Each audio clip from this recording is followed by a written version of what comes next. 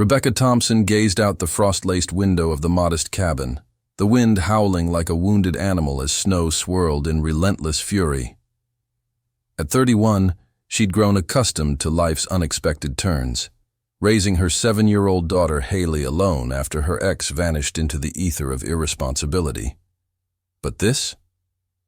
Stranded in a Seattle mountain retreat with her formidable boss, the man whose mere presence sent ripples of tension through the entire office, was beyond any contingency she'd imagined.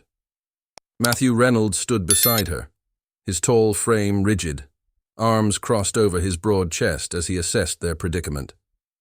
The single queen bed loomed in the center of the room like an unspoken challenge, its simple quilt mocking their discomfort. "We'll have to make do," he murmured, his voice low and measured, carrying the weight of resignation. In that instant, Rebecca sensed the storm outside paled in comparison to the one brewing within them, one that would strip away layers of professional armor and reveal the fragile hearts beneath. The day had begun ordinarily enough in the sleek offices of Cascade Press in downtown Seattle. Rebecca hurried through the revolving doors, juggling a tray of steaming coffees while navigating the slushy sidewalks. The Pacific Northwest winter had unleashed its fury early this year, with meteorologists predicting a severe nor'easter by nightfall.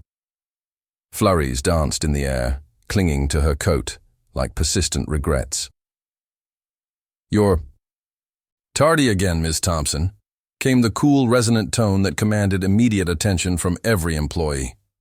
She pivoted to face Matthew Reynolds, the editorial chief whose exacting standards had solidified his status as the office's unyielding enforcer. At 40, he was strikingly handsome, dark hair threaded with silver at the edges, piercing blue eyes framed by wire-rimmed glasses, and a jawline that spoke of quiet authority. But his icy reserve overshadowed any allure, earning him whispers of the glacier among the staff. "I'm sorry, Mr. Reynolds. The commute was treacherous, and I picked up your usual." She offered the cup, tentatively. He accepted it with a curt nod, his expression as impenetrable as ever. "Black, no cream." "Precisely." He glanced at his sleek watch. "Boardroom in 5. The Whitaker draft demands closure today. We're off pace." Rebecca nodded, watching him stride away, his footsteps echoing with purpose. What the team couldn't fathom was the enigma of his arrival at Cascade 3 years prior, trailing tales of a shattered personal life, a messy divorce perhaps, or a professional fallout. Speculation ran rampant, but he maintained an impenetrable barrier, sharing nothing beyond work directives. As his assistant for the past 2 years, Rebecca knew only the essentials. Her role in managing his schedule, her single motherhood to Haley, and the professional distance that suited them both.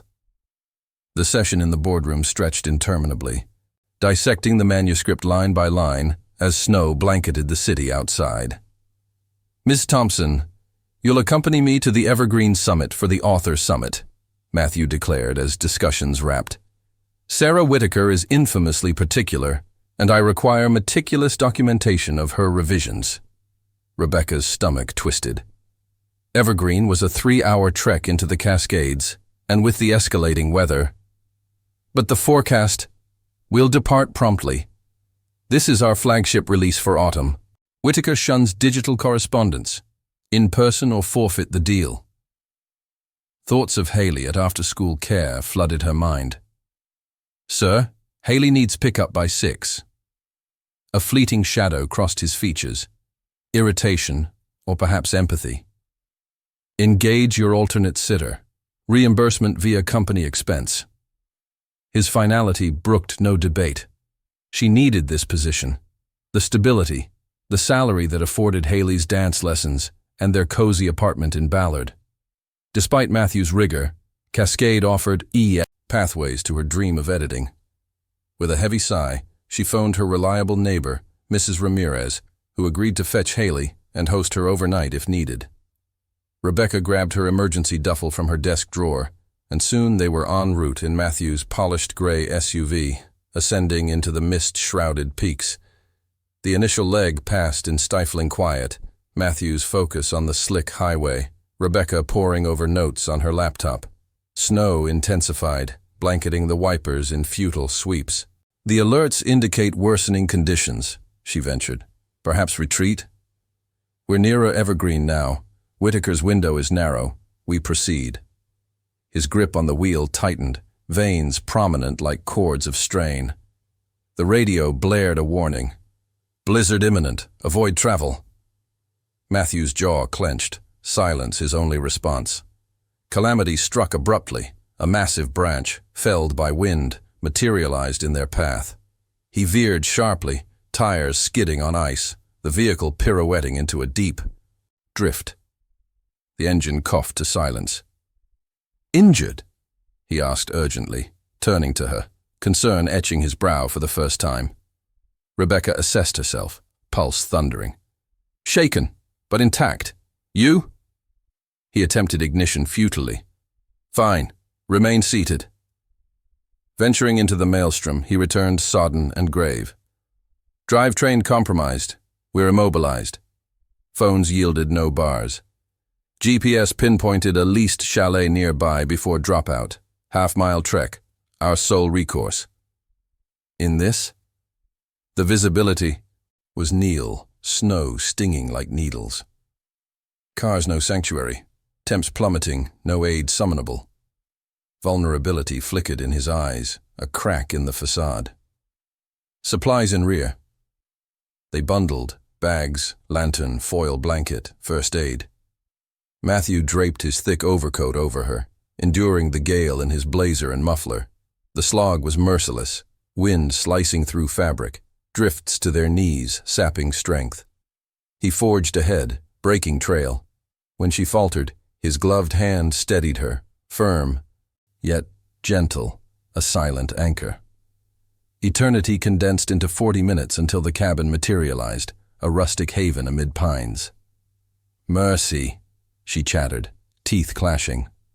Locked, but a code box yielded to his persistent trials, the agency's default sequence. Inside, chill permeated, but walls shielded from the assault. One room. Galley kitchen, tiny bath, settee, and the crux, a lone bed. Matthew beelined for the hearth, stacking kindling with practiced ease. Power unit external, I'll activate.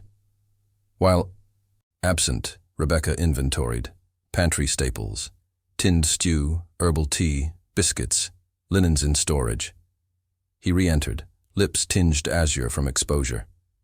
Operational, warmth incoming. Kneeling, he coaxed flames to life, embers dancing like hopeful sparks. Rebecca hovered, unaccustomed to this domestic version of her superior. Change into dry attire, he instructed, flames reflecting in his gaze. You're trembling. She complied, emerging in cotton lounge pants and a fleece pullover. Matthew had shed, his jacket, shirt sleeves rolled, revealing sinewy forearms as he tended the blaze. A rivulet traced his neck, vanishing into fabric. She averted her eyes. Stew's warming, she said, busying at the stove. And chamomile. He rose, nodding. I'll freshen. Alone, she stirred, the cabin gradually thawing, breath no longer visible. His return startled her. Flannel bottoms and a fitted Henley, accentuating his athletic form. Sans spectacles, he appeared softer, almost approachable, hand-raking. Through tousled locks, self-consciously. Winter prepays prudence. Their fingers grazed as she passed the bowl, a spark like static. They perched on the settee's ends, fires crackle a companionable hum, storms roar muffled. Silence evolved, less barbed, more introspective. I should reach Haley, she murmured, phone futile in hand. His features gentled. Her age? The inquiry disarmed. 7, Haley. He contemplated his meal. Prime years. Children of your own, Mr. Reynolds? Impulse. Overrode caution. Shadows deepened his expression. A boy. 8. Revelation stunned. 2 years proximity. No hint of paternity. No desk mementos. No casual anecdotes. Married, she probed delicately. Divorced. He set aside his dish. She holds custody. I visit bi-weekly. The Ice King's hidden fracture, a fragmented family. Before retort, power surged then failed, plunging them into fireglow. Storm overload, dawn inspection. He fetched the duvet to the settee. Bed's yours. I'll manage. Here. She eyed the cramped furniture against his stature. Impractical. You'd cramp. Share. We're rational adults. His gaze locked, probing. Certain, she affirmed, though adrenaline surged. Warmer collectively. Preparations were stilted. Bathroom rotations. She claimed the edge back to him. The bed creaked under his weight. Chasm maintained. Night, Ms. Thompson. Rebecca, she whispered. Given this. Pause. Night, Rebecca. Night, Matthew. Wakefulness gripped her, winds lament and his respiration a lullaby denied. Cold infiltrated as flames waned. She shuddered.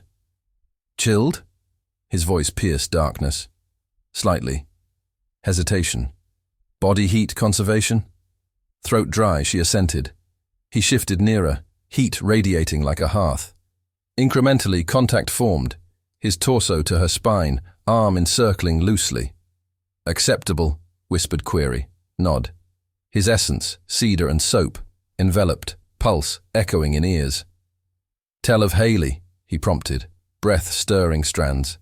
Tension eased as she recounted Haley's fascination with myths and stars, reading hurdles, bubbly giggles. Matthew engaged, queries revealing attentiveness. Enchanting, he noted as she trailed off. Utterly. Pause then.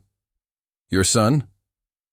In obscurity, he unveiled Logan, introspective builder, fantasy enthusiast, agony-laced tales of divorce's toll, custody's sting. Relocated from Boston for proximity, left all behind. Puzzle pieces aligned. His intensity, isolation, overtime as salve for solitude. Why so? Resolute? Diplomacy faltered. He chuckled ruefully. Aware of monikers. Focused, you mean? His hold firmed subtly. Work drowns the void. Home's echo intolerable. Empathy surged. She pivoted, faces inches in gloam. I comprehend. Post-abandonment, I mirrored, strived for flawlessness to numb ache. Her hand found his, squeeze conveying solidarity. Logan craves presence, not perfection. Silence stretched. Fear I've forfeited him. Murmur barely audible. No. Kids forgive, yearn love. How? Balance? Messily. Tears post-bedtime, exhaustion rampant. But joys, waffle mornings, spontaneous kitchen jigs, co-authored tales. Dialogue flowed till dawn, barriers crumbling. His youth in rural Washington, literature's call to publishing, novel aspirations. Hers, Seattle roots, fleeting unions collapse, editorial ambitions. Slumber claimed them entwined, his embrace shielding. Dawn-pierced curtains, pristine vista unveiled. Matthew absent. She found him brewing tea from melted drifts. Morning, he uttered, tone laced with unease. Yet eyes held warmth, remnants of night's intimacy. They assessed, generator irreparable, but skies clear. Matthew excavated the SUV via shovel unearthed. It started haltingly. Descent cautious, reaching signal. Rescue unnecessary. They proceeded to Evergreen. Whitaker's revisions noted, though focus wavered, stolen glances charged. Return to Seattle. Haley's embrace grounding. Office resumed, but altered. Matthew's directives softer, smiles rare, but genuine. Invitations followed. Coffee, dinners, blending families. Haley and Logan bonded over Legos, easing parental guilts. 8 months hence, at a lakeside cabin, intentional retreat, Matthew knelt amid wildflowers, ring glinting. You've thawed my frost, Rebecca. Marry me. Affirmation sealed with a kiss tasting of honeyed promise. In vulnerability's embrace, they discovered partnership's true warmth, a flame enduring any tempest.